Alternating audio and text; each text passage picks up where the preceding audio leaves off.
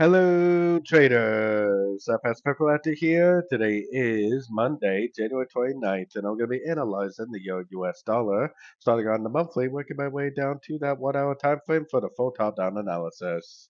So on the euro dollar monthly, I still am very bullish overall. I still think this is going to grow into a big uptrend. I think it's going to make a nice 1, 2, 3, 4, 5, most likely eventually go up and take out these highs. I actually think it is going to be a big expanding flat, which means once this is over, I think it's a very good likelihood that it will make a big move to the downside. So let's head down to the weekly time frame.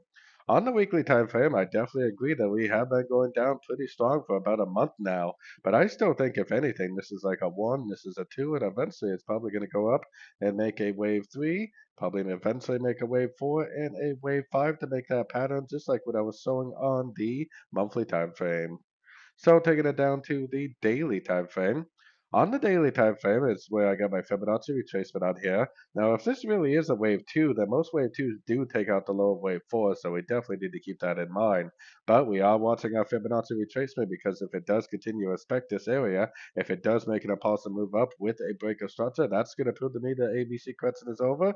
Probably the wave two is over, and that we are back into the uptrend.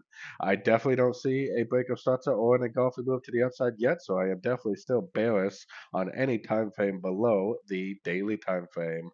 So let's take it down to the 4 hour time frame. On the 4 hour time frame, we've definitely been making some pretty strong moves up. So far, it is definitely lower high, lower high, lower high. I would still be watching this fib level to see if we get another big bounce. I really need to, at this point, see some nice break of structure to the upside before I would become a buyer again. I mean, I still think this possibly could end the wave C right here. But like I was explaining, if this really is a wave two, then most wave twos do take out the low of wave four. And if that is the case, then it may, make another bounce for the 78%, but it may make another lower high and it may just keep on trending down. So, I mean, I would definitely be looking for sorts unless I got a nice big break of structure to the upside. I will definitely look for sorts on shorter time frames. Going down to the 1 hour time frame.